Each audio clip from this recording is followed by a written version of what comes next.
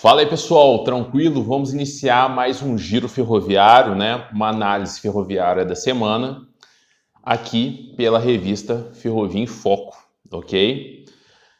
Iniciando em mais um domingão, né? Vamos comentar aqui algumas notícias importantes, falar um pouquinho sobre o marco legal que continua parado no Senado, né? Parece que ele entrou ali numa forma de acordão entre o Senado e o Executivo.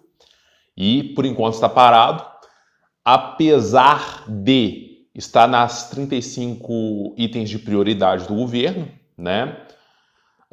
Mas ainda parado no Senado, sem perspectiva, pelo menos nessa semana ou na semana que vem. Tá ok? Vamos iniciar falando aí sobre o leilão da CPTM, né? O primeiro leilão aí do ano de 2021. Foi arrecadado 11,6 ou 11,6, como preferir, milhões, né? Foram leiloados, né, arrematados no leilão, alguns carros antigos, né, principalmente aqueles carros que não rodavam mais nas rotas atuais, foram substituídos. Os franceses, né, via de regra, mas também foram leiloados trilhos, dormentes que estavam fora do padrão, e alguns outros itens também que a CPTM não estava mais utilizando e acabou leiloando e foram arrematados por pessoas, compradores, pelo pessoal que estava trabalhando no leilão em si. Né? Trabalhando não, estava comprando, né? Eu não sei quem compra no leilão, qual o nome que se dá? Leiloeiro? Acho que o nome não é esse. Mas vamos seguindo então aí, de certa forma, uma boa entrada de capital aí, apesar de cobrir pouca coisa, porque a gente sabe que os custos fixos de ferrovia são altos, mas de uma forma ou de outra já é uma forma de entrada de capital, não é isso?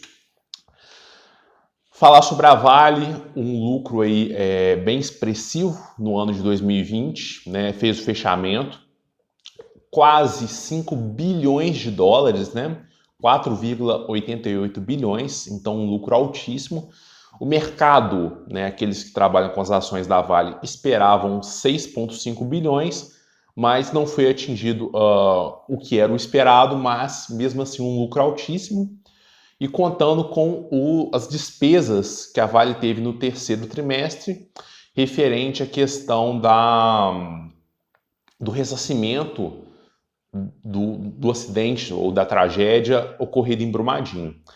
Então, o que é lucro? Né? É entrada menos despesa. Né? Essa é uma continha aqui de mais e menos, no caso aqui de menos. Então, um lucro aí bacana, né? Como eu já havia adiantado nos vídeos anteriores, a ferrovia de carga, apesar da Vale também ter ferrovia de passageiros, Estrada de Ferro Vitória Minas, Estrada Carajás, a carga ela foi muito pouco afetada pelo coronavírus, pela questão do Covid, e além de ter sido muito pouco afetada, ela, em alguns casos, até cresceu, até foi expandido. Por exemplo, o transporte da Rumo no que tange a soja. Né? A China intensificou as compras, né, da soja brasileira, né? Inclusive, foi matéria da última edição da revista Ferrovia em Foco, mas basicamente é isso, tá? Ferrovia muito pouco impactada, a Vale com um lucro altíssimo, né? E aí, então, a base desse nosso giro era mesmo essas duas notícias. Eu vou fazer alguns comentários aqui sobre uma parte que, pela política da revista, né, foi acordado entre os sócios, entre a equipe editorial, que nós não divulgamos acidentes sem vítimas, tá? Enfim, por várias questões, tá? Mas eu vou fazer um breve comentário sobre o acidente que ocorreu lá na Estrada de Ferro Carajás, da Vale com o Helper, né? Aparentemente, ao que tudo indica, ocorreu uma falha da máquina e uma falha humana para ocorrer a colisão, né? O Helper, ele foi acoplar na cauda do outro trem e ele fez o engate numa velocidade muito acima da estipulada, do padrão. Né? Inclusive tem um vídeo muito bacana da Vale, né? demonstrando lá, se não me engano, é a Operação Carajás, demonstrando como que é o helper no trecho, né? Por que nós da revista nós não divulgamos acidentes sem vítimas? Porque muitas das vezes noticiar esse tipo de fato, de ocorrência, ele é utilizado por algumas pessoas mal intencionadas para depreciar a ferrovia, né? Enfim, utilizado também às vezes muito como arma política também. Pessoal, na ferrovia, como em outras áreas, tem disputa entre empresas também.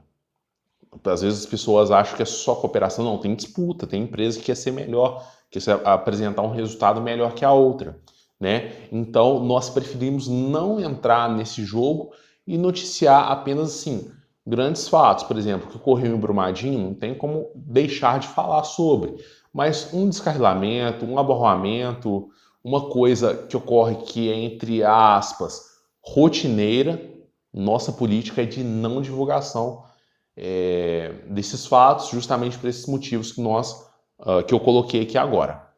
Tá bem, pessoal? É isso aí. Nossa edição da revista foi lançada do dia 15 para o dia 16 agora. Se você ainda não assinou a revista, assine. Nós temos 2 planos, um para o assinante padrão e o outro o assinante que vem com o curso de operação ferroviária.